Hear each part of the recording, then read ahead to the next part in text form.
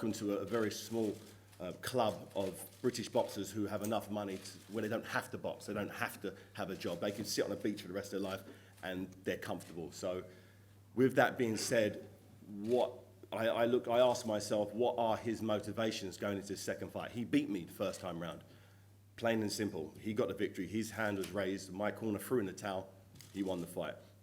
I didn't believe I'd get this opportunity again. I genuinely thought, I asked for it in the ring, I said, if you'd oblige a rematch, the fans want it. I didn't think it would happen. I genuinely didn't. I was looking at other options. But Tony, for some reason, wants to do it again. And, great. People, put their lives on the line. People get in the ring. He said on numerous occasions how dangerous boxing is,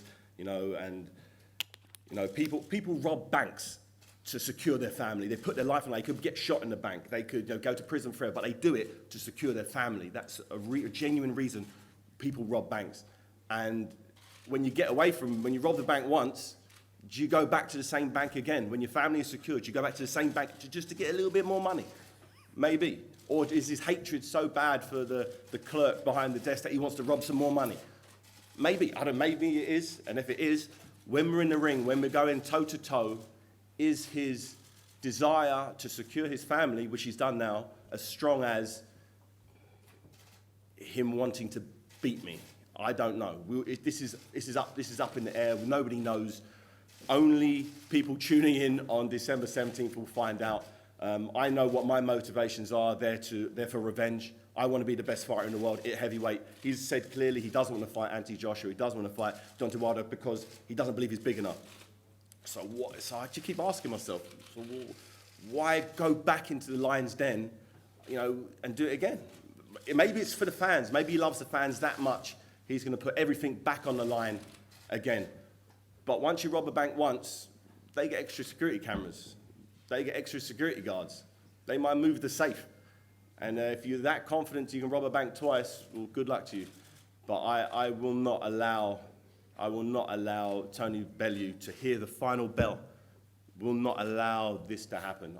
I'm doing everything humanly possible to make sure that doesn't happen. And I'm healthy, I'm very healthy. I'm in very good condition. As I said, every day since the last fight, I've been working, focusing, analyzing. And you're going to see, I've said it before, and I was wrong. But I believe I have the right pieces of the puzzle in place to get the very best out of myself. And you will see on December 17th, the very best David Haye. So tune in, it's going to be fun. Hopefully, Tony Bellew has the same motivation he had for the first fight. I really hope so. Because if he does, we've got ourselves a fantastic fight. And every single person tuning in around the world will get their money's worth. So thank you very much. And I look forward to seeing you all on December 17th at the O2 Arena. Thanks, David. Let's get straight over to the man with the rocky story who won the World Cruiserweight title in front of his beloved Everton Football Club fans, who then came to London as a massive underdog and prevailed again on that wonderful night for him at the O2. What is the motivation? What is the reason Tony Bellew has taken this? Let's hear from him. Thanks for all coming. I'm a little bit humbled and honoured that so many will come to a press conference to watch us talk nonsense. So thanks for coming. That's the first thing. To answer your question, David, what motivates me? The same thing that motivated me the first time, just to get home safely. It was always the same in the first fight. I fight because, believe it or not, I actually enjoy fighting. I admit I've got a screw loose, but I enjoy having a fight. I honestly said, don't enjoy the 12 weeks, well, this will be 14 weeks build up for this. I don't enjoy losing loads of weight or whatever it is that I've got to do in camp, but fight night, I love it. I love walking the ring. I love punching you in the face. I love getting punched in the face. Some of the stupidest and craziest things I enjoy doing. I don't know why. Like I said, I've definitely got a screw loose. So the motivation is still exactly the same as it was in the first fight. When it comes to why did I take this fight, I mean, I just can't believe the analogy he's just used. Unbelievable. Robbing a bank, he's just... it must be you've ran out of insults for me or nicknames for me. I just can't believe you used that phrase, robbing the bank. I didn't rob no bank. I got in a boxing ring, I punched you senseless, and then went home and kissed me kids and had a great night. So I'm just going to do the same again. I don't know what kind of speech you're expecting from me, but I haven't got one. December the 17th, I will turn up and I will win again, against all the odds once again. I know in my heart, deep down, and so does David, he still doesn't rate me. He still thinks he's going to blast me and walk right through me. The same as he did in the first fight. You know, everyone forgets and everyone brings up about the injury. Yes, I understand David did have an injury and showed an immense amount of bravery. Although I goaded him in the first fight and said that he would, don't quit. I knew he wouldn't quit. You don't get to the level that David Haye's got by quitting. You don't win the belts he's won by quitting. I knew he weren't going to quit. That's just all pre-match bravado. What I did know is, and what shocked him that I already knew is, I was going to take him to deep waters. David Haye fell apart because I made him fall apart. Pressure, just constantly not being able to hit me clean. And when he did catch me clean, he got the shock of his life. It's going to happen again on December the 17th. Don't be shocked. If anything, this fight's not going to go as long as it did last time. And I know that might sound a little bit strange to everyone here, because he was injured last time, he's not going to be injured this time. Well, fingers crossed, I hope he doesn't. Like I say, my goal is 2 of us get home safe to our families. Ultimately, David's going to lose December the 17th. David Haye's career ends on December the 17th. That's basically all I really have to say. You know, thanks for coming, and tune in December the 17th. It'll be exciting, it'll be great. And I will walk the ring second and dance exactly the same way I did the first time, so thank you. Thanks, Tony. David, Tony's saying you still don't have the respect for him. Is that true? Do you respect him, obviously having shared the 11 rounds with him, as a fighter and as a man? Certainly, there's not the pre-fight bravado that there was last time at the Dorchester, in your words. Yeah, that's because we've both shared the ring together. I've been in the ring with him. I've dished out my licks, I've received his, and you know, when you do that with somebody, you know, whatever respect wasn't there prior to the fight is there now. I know turning up in the same condition, mentally, physically, spiritually, to this fight on December 17th, like I did on March the 4th, is not enough. I know that, and I know that because I've learnt to respect what he brings to the table. So in terms of his boxing ability, his durability, his heart, his desire, if I don't assume they're all 10 out of 10, I'm only going to be I'm going to underachieve. So I need to believe he's bigger, faster. I'm expecting him to be way quicker, way faster, his punch output to be double, his durability to be more. I'm anticipating someone who's 2 inches taller than him, someone who throws quicker shots, counter punches. That's all I can do is just assume a much better version of Tony Bellew turns up.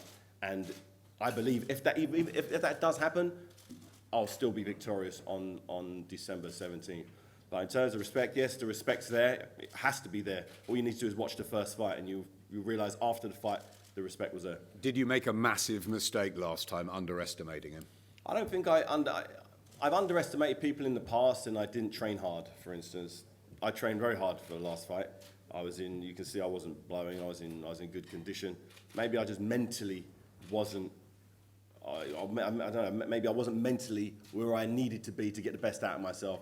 Learned that lesson, won't make it again. How confident are you that the injury is fully recovered and that the body is not going to break again? I'm very confident. You know, let's say I got 5 rounds out of myself in the last fight. I'm already doing things in training that I couldn't do prior to the fight. So I'm super confident that there's going to be no injuries whatsoever. I'm going to be the best version of myself. That's all I can do. And I've worked day in, day out to make sure that on Monday just gone, I hit training camp for the first real day, working strategy, working timing, working rhythms. I'm in good shape. I could fight tomorrow. If the fight was tomorrow, I'm in good enough shape. I'm 12 round fit right now. And that's a good place to be going into camp. All I need to do now is focus on the strategy, the technique, You know, the nuances that a lot of people don't understand about boxing. But come fight night, you'll get it. You're going to see something very different than you saw the first time round in the first fight. Every fight's dangerous, Adam. David Haye is a vicious puncher who can end the fight in the first second of a fight, so that doesn't change. I'm prepared for the exact same. David Haye, brilliant at what he does. Fast, good counter puncher, nice rhythm.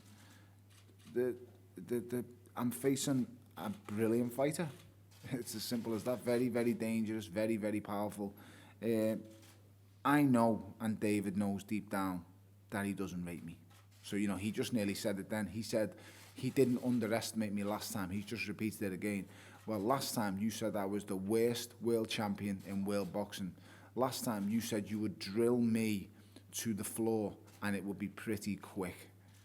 So if you didn't underestimate me last time, what has changed? I just don't get it, you know. You got the victory, that's what changed. You won the fight. Of course, we that's, both that's, know. that's why I now rate you. But why? You proved to me in the ring that you were way better than I thought you was. But you've just said you didn't underestimate me. You've just said you didn't underestimate me. You've just repeated it again. I didn't underestimate you in terms of putting my body through the graft and the hard work needed to be 12-round fit for a fight. Correct, I didn't underestimate you. I made that mistake years and years ago. I don't do that now. Now I make sure I'm very, very healthy. I'm trained, so whatever happens in the fight, 12 rounds, I'm there. That's why. So I didn't underestimate. If I'd underestimated you, I wouldn't have trained. I wouldn't have trained as hard as I did, but I did. And that's why I was still hanging around. I understand 100%. I do think you trained hard. There you go. So if I underestimated you, I wouldn't have trained hard. Regardless of what the video said, but your personal, how you look, I understand how you look at me and what you think. You think you're just going to walk through me. And you know deep down you believe that because you're so egotistical, you cannot change. You will not change. You know, you trained very, very hard, yes, and, you know, on the yachts and stuff like that. I do believe it was for show. You know, I do believe you were training very hard. Your sparring partner, Jennings, said that there was no hiccups in training. Your sparring went great. But you've just repeated just a second ago and said, you didn't underestimate me. They were your words. Just a couple of seconds ago, you said you didn't underestimate me. So why didn't you blow me away like you said you would do? I don't understand. It doesn't make sense to me, Dave. Watch the fight back, you'll see. I know why, because you missed like a clown. Exactly, that's you missed why. by a mile. That's why. It wasn't even close. Answer your own question. I know. I made you miss. It was funny. There you go. That's the answer. I laughed, and then I kept continuing to make you miss, which you didn't think I could do. And if anybody looks back at the first fight, we get to the end of the 5th round. Funny enough, David knows this. He was in the ring with me. I said, "You're blowing out your ass now. Now your ass is mine." And then what happened in the 6th happened. They were the words I said to him. He walked off, and the rest was history. But, you know, at the point of the 5th round, and I know David doesn't want to bring it up because he's trying really hard to remain with this great persona that he's doing at the minute. He will revert to type soon enough. He will show us true colours. I'm just being me. But he will show us all again, trust me. I mean, Maz or Adam, whatever his name, you know, he's doing a great job of keeping him in position at the moment. Soon enough, he will be let out the cage, and we will see David for exactly like the first fight, exactly what he's going to do, exactly what he thinks of me, and exactly the kind of man he is. So, I just look forward to fight night. This is all nonsense to me. My life's been put into reflection. What I've been through in the last month, I wouldn't wish on a worst enemy, so it puts everything into, you know, into context. This is just another fight. This is just another fight. I've buried the brother-in-law within the last fortnight. People have no idea. So this is just another fight. David's just another guy I'm going to beat. And just bring on December the 17th. Haye's been made favourite, and a big favourite with the bookies. What are your thoughts on that? It's great, isn't it? Last time we were in Liverpool, David said, "You gang of retards," to my fellow Scousers. If you are so confident, bet all your money on Tony Bellew. They did, mate. They won a fortune. So, thank you very much. Adam, I've been underdog more times than probably most fighters who are going now. Every time I get matched, I'm always the underdog. Against Maccabi in Goodison Park, I was a huge underdog. That's a British fighter in his hometown, in his own place, and he's a massive underdog. Against David, I was a huge underdog. Against Matthias Masternach, I was the slight underdog. Every time I'm an underdog, I find a way to come through it. So, like I say, David's a magnificent fighter. As a fighter, I've always respected him. I've admired him, looked up to him at times. I was walking around as an amateur boxer, studying and watching and wanting to be like David Haye when he was in a World Championship final against Orlando Solis in Ireland. I studied that fight, watched him hit him with one of the best uppercuts he had. Orlando Solis nearly breaks his back, doesn't hit the floor, carries on and beats David up because David gasses. That was as an amateur. I studied him against Carl Thompson, once again, beating Carl Thompson up. Just has a little bit of a problem with stamina. It's because of his style. It's an amazing style he's got. When he's on top, he's outstanding. He's brilliant. But when he's made to miss, when he's made to pay, when he starts getting frustrated, things go wrong for him. It's shown that throughout his career. Every top-level fighter that has beaten him has been learned to adapt mid-fight. Vladimir Klitschko beat him. Carl Thompson outlasted him. There's ways and there's formulas of beating David. I know because I've studied him for that long. Like I say, yes, I did admire him, look up to him as a fighter. It's only over this last 12 months I've thought, I'll just refrain from using language. It's a very nice in here today, so I won't say any nasty words. Just the kind of person and stuff like that. But taking that away, that has nothing to do with boxing. His boxing style is fantastic. He's a brilliant fighter. But on December 17th, he will lose to the fat boy, without a shadow of a doubt. I have no doubt in my mind, and this time it will be quicker, because this time he will continue to swing for the lights. Everybody goes on about injuries, whatever have you. I don't really care. I won, and that's all that really matters. And I'll win again on December the 17th. Keep this act up though, son, because you're doing absolutely fantastic so far. But you will revert to type soon enough. I know you will. I promise you will. Finally, prediction time. David, can you justify those odds this time and make it revenge and then possibly get into a trilogy or a dream fight with Anthony Joshua? What's your final say on it? Prediction for the fight is you will not hear the bell for the final, for the end of the fight. There will be no... It's all the same as last time. Yeah. No, it's different from last time. Last time it was using... It's not last time you said you'd leave me unconscious. Last time you said my children will visit me in hospital. That's what you said. I'm just using your words, David, not mine. So that's what you said last time. So your prediction is same as last time. So the prediction for me is Tony Bellew will not hear the final bell. Same. So that's the prediction. How, what round, I don't know. Whenever it happens, it happens. Depends how much desire he has in the fight, in my opinion. I have more desire than you will ever know. Then like we're going to get into a great fight. Then it's going to go long, but you won't hear the final bell. There is no quitting me. This is what's the scariest thing. There is no quitting me. Don't get me wrong. I know you're very, very similar with a similar mindset. That's why you've done what you've done and got as far as you've got. But if you remember that text message I sent you last November, it still stands. We ain't spoke since, but it's the exact same person is sitting right here. I will never quit. I will never give in. You will have to put me asleep to beat me. You're capable of it, but you're not going to do it. I promise you. The only person who's going to lose this fight is you, and you're going to lose it in a great fight, but you're going to lose it. You're just getting beat up. I can't wait to just can't wait.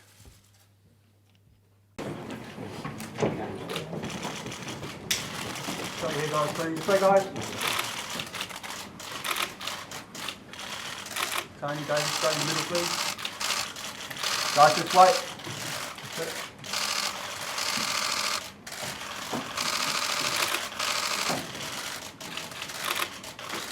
Good.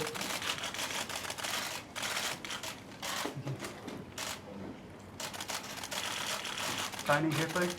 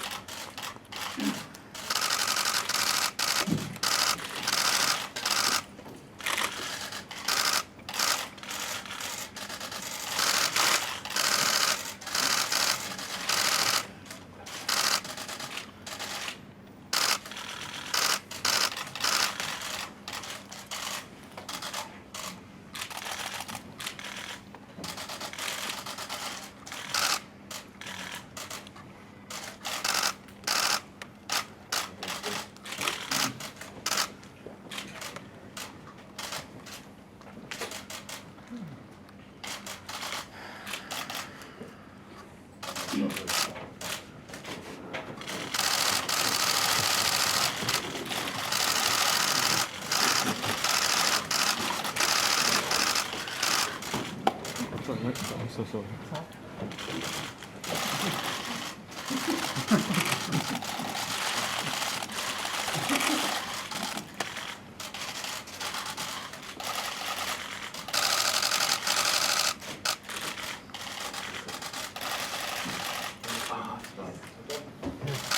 Thank you.